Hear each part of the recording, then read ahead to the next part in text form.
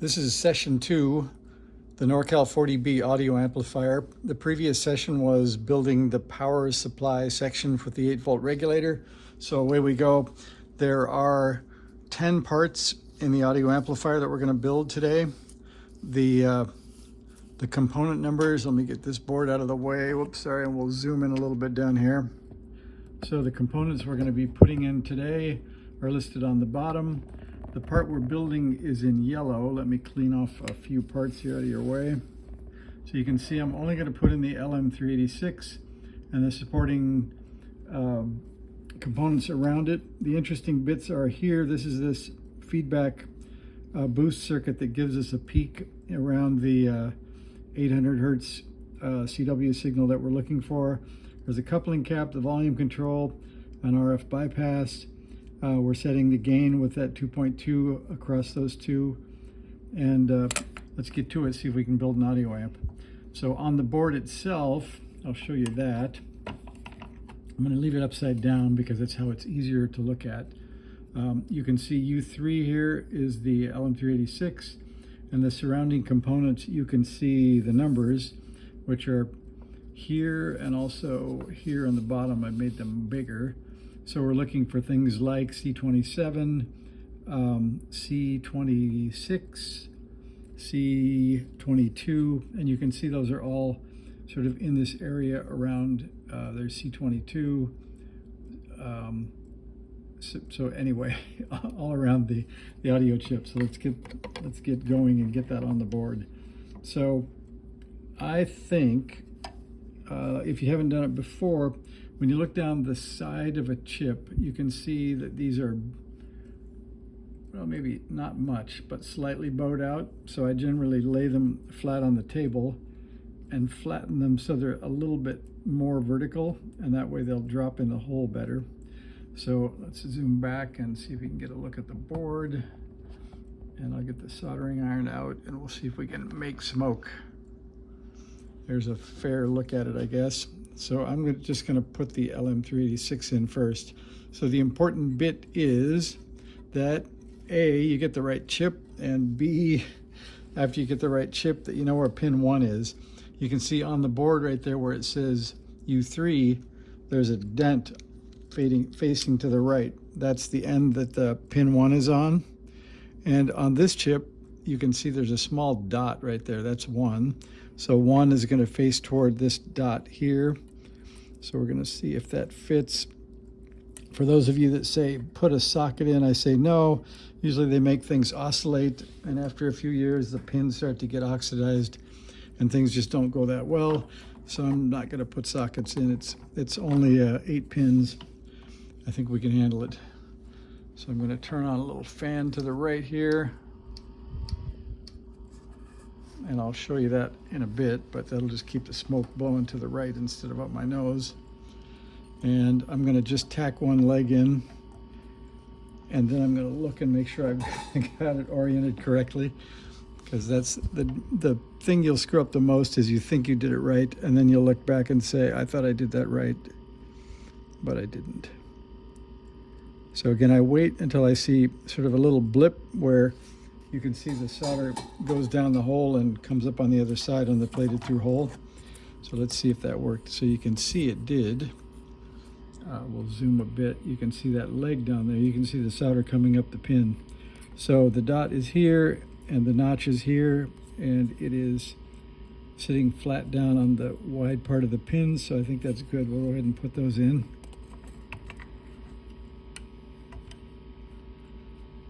And I was gonna stop, start, and edit, but like I say, it's only 8 pins, and I want to get done and get this posted because there's been a lot of people sort of buying the radio and following along. There's a cool thing, if you don't want to spend the $150 for this radio on eBay, there's another company called Loudertronics you can look for. And they have a full kit minus the enclosure, and I think it's something like 83 pounds. Oh, that's not melting very well. There we go. And that's somewhat cheaper. So if you were in the mood to spend a little less and still come up with a Norcal 40A, you could do that, and the enclosure would be then one of your choice. I have one where I built it into an old Sierra cabinet, so I call it the supersized Norcal 40A, but that worked out pretty well. So just basically any aluminum cabinet will get you going. Well, I wouldn't give those all A+, but there's the LM386 in, and let's see, they look like they came through fine on the other side, so I think we're going to go with that. I'm going to grab the yellow pen and mark that off. I guess it's already yellow, so I can't. So I'll tick it off on this list. So we'll do the yellow over here tonight. So like I say, the schematic I already yellowed for the piece we're going to do. So I'm going to yellow this. And then the 47Ks came in a bundle. I left it in so you could see them. So there are apparently 7 of those in the kit. So we're going to pull one of those off and use it. I'll put that back in the tray. And if you're not doing color codes, here's a quick reference of yellow, purple, orange will give you a 47K, and that is R7. And we're going to find that near U3, and we'll find out that it's laying down flat. So we're going to bend the leads that way. And I haven't decided which way they're all going, left to right, but I just picked, so they're all going to be oriented that way. Okay, that is in. I'm going to try to speed up a bit here and not solder that one yet. I'm going to mark it off even though I haven't soldered it.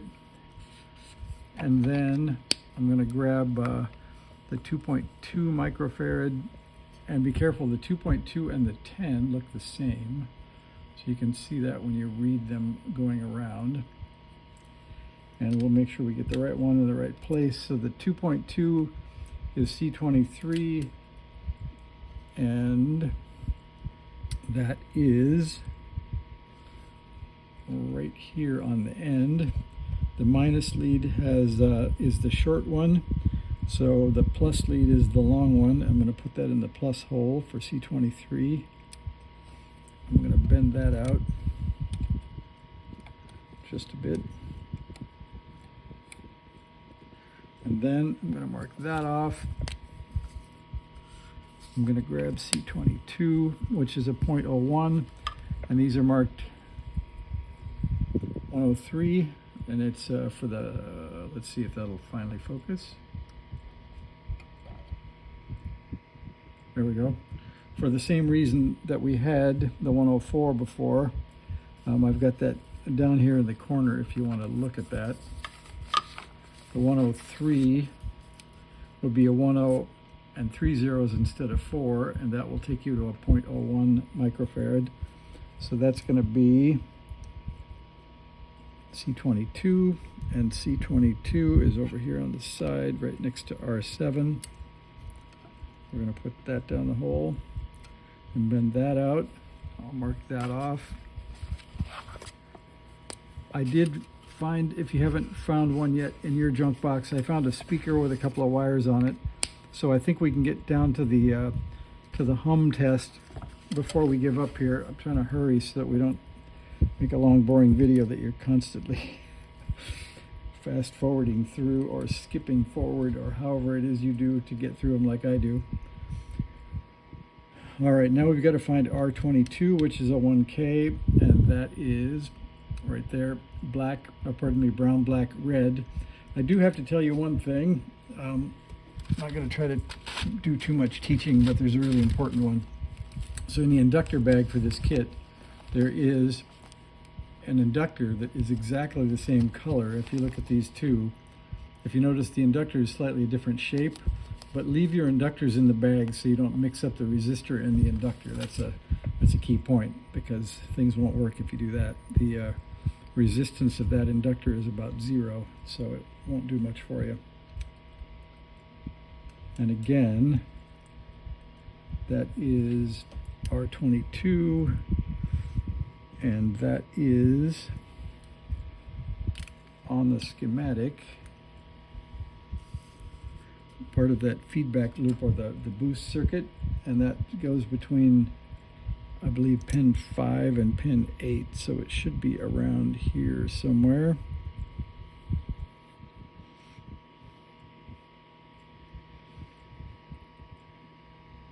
Oh, there it is. Guess you guys probably all saw it before I did, but I was looking in the wrong place. So that is R22, and that is indeed the 1K that is there, and that's the resistor number that's marked on the schematic, so we're good. And then the next 0.01, whoops, I marked off the wrong, too far. So C55 is a 0.01 or a 103, and it should be right near the last thing we just put in, and it is right next to it. All right, I think that's enough leads sticking out. We're going to solder those. We're almost up to the point of powering up and hearing a little hum, so I wouldn't start crossing your fingers yet, but we're close.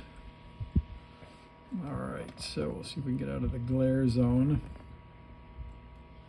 and get that to focus. I think that's pretty close. All right, I'm going to do this lead.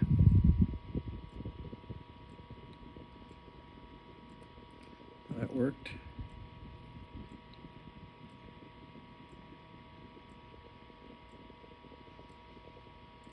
That one took longer to pull down the hole.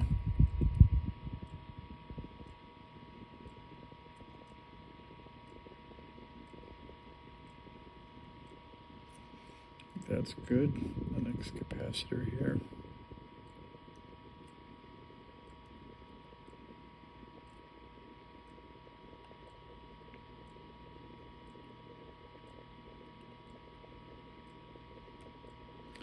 I need to tin the tip, it's not melting.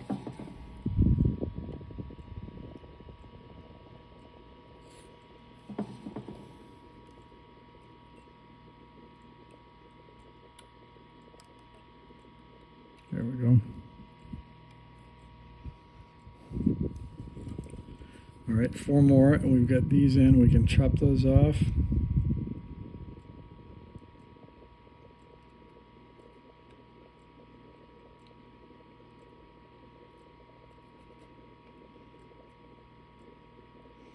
I tried to get some CW to listen to tonight, but the band is completely dead. I tried switching antennas, I tried switching radios.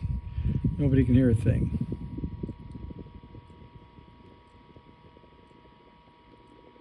And if you're keeping track, it was a busy day, and it's now 1:39 in the morning. So I did want to get some progress so that we could keep this baby moving and have a radio in not too many days. So I'm going to cut off some leads here.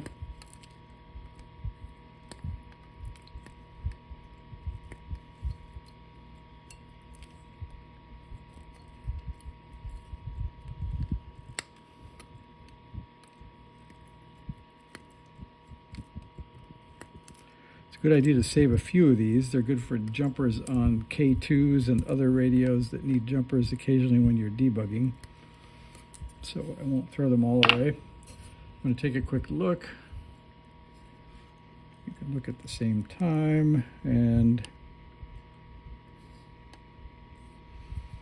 nothing awful horrible looking there, so I think we'll just keep going. There's a view of what we have on the top side now. Things look pretty straight. The caps look okay. I think we're in good business. We'll keep going on the last couple of parts, connect the speaker up, and we're not too far away. All right, so what's left is we did do C55. Get down over here and see where we are. So we did C55, we did R22, we're about to do C27. That's the 100, that's the biggest one. And that is, that's the one. And that again is C27, and it should be somewhere around the output of this thing. And there it is. So we'll get over so you can see that.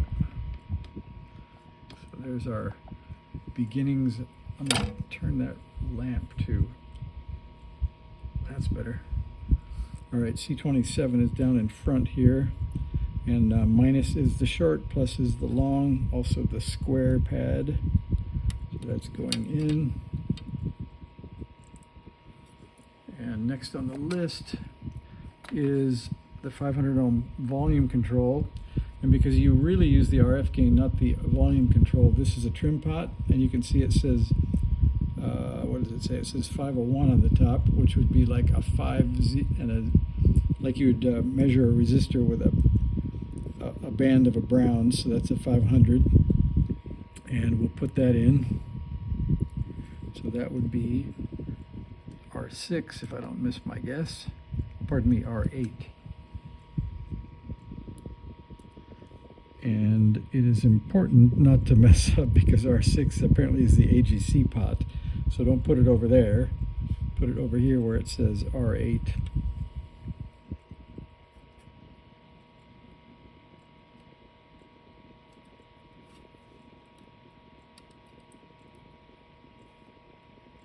Maybe have to excuse me. I got to get off from underneath the camera just for a second to get that in there. Sorry. Leads are just a hair the wrong shape. There we go. All right, so that gets the volume control in the hole. They're a little bit odd shaped, and they do have, I guess that's good enough. I think I'll go ahead and just hold that and solder it while it's here.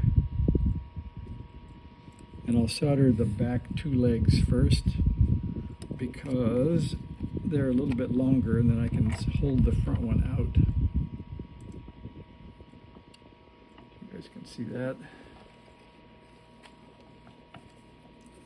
I'll try this holding with one finger and soldering with two others.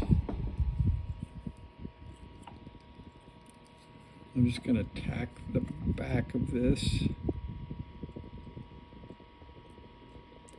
so that it will stay in place.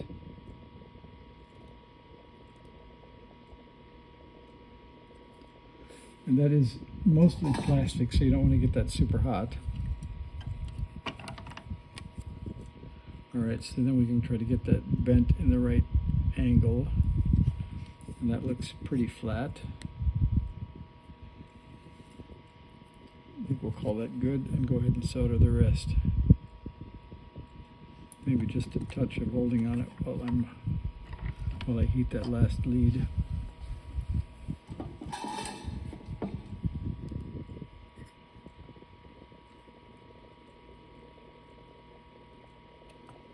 Alright, that worked. And then we don't want to forget the last of the three. And then we'll solder in that coupling cap for the output.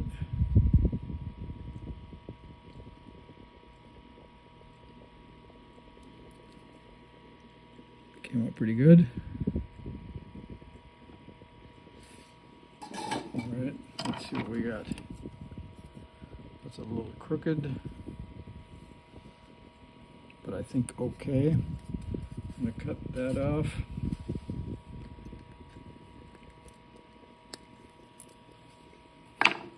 We could go for perfection and get it slightly farther down on the board, but I think that's okay. Alright, so that marked those off. Let's see what is even left on our list. All we need is the 10 microfarad, and that would be, so we did R8.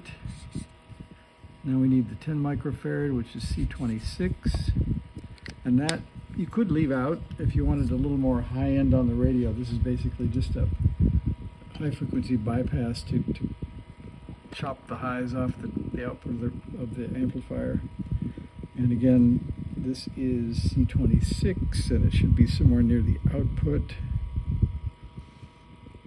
There it is in the corner, not awfully near the output.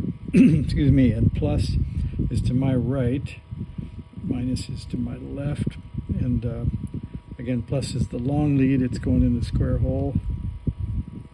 So we got about 3 ways to check it, and we got them all right. So we're going to solder that in. And I think that's the last part. We can, I think we could begin maybe soldering on the speaker lead and seeing if we can make a sound. I do have an audio generator that's made from an 8038 that I think I paid about $4 for. I had planned to have that out for this test, but tonight we're just going to use the touch your finger on the lead test because we're trying to get this done and get it over with. And I'll show you the audio frequency response next time. All right, and we cut those off. So I believe we have an audio amplifier if we're lucky. Now, if you're looking for the output, we have to find the pad that goes to J4, and J4 is here. We could put that jack in, but I think I'm just going to tack these two speaker leads on this somewhat jumbo speaker here, and that will be how we do it.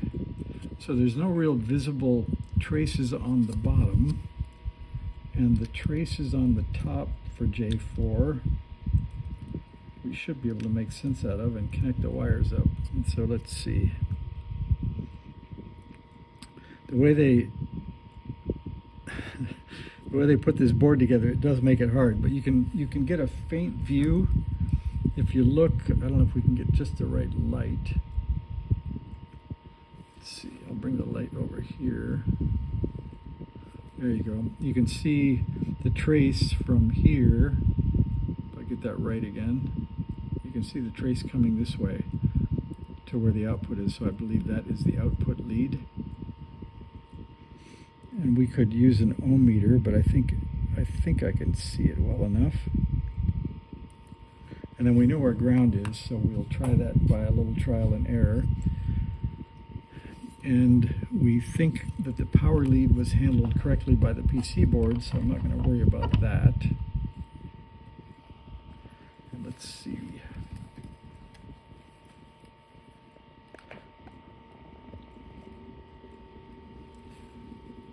This is power over here.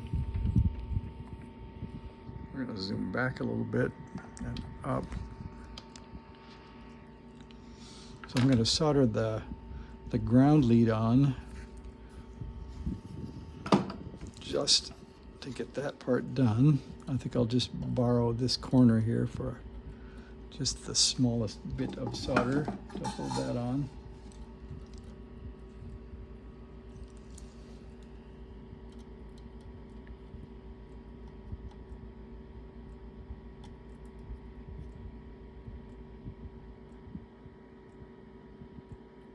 That was a clean miss, so I'll put a dab of solder here.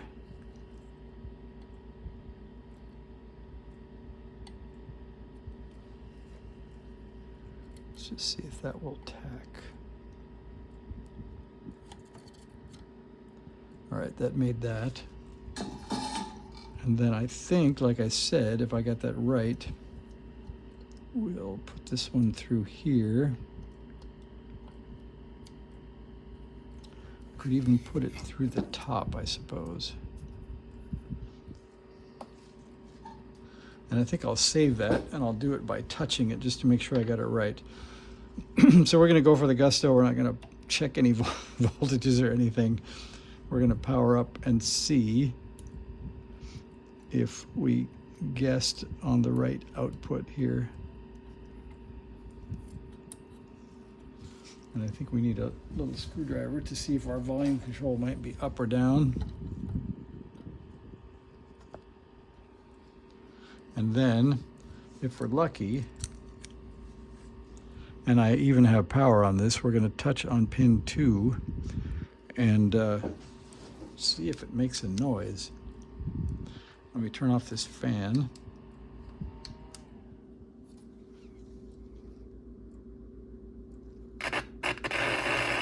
Boy, look at that. All right, I think we're going to call that a long video. You've got a functioning audio amp, and we'll come around for the fine points, frequency testing, and other things when we come back. But there you go.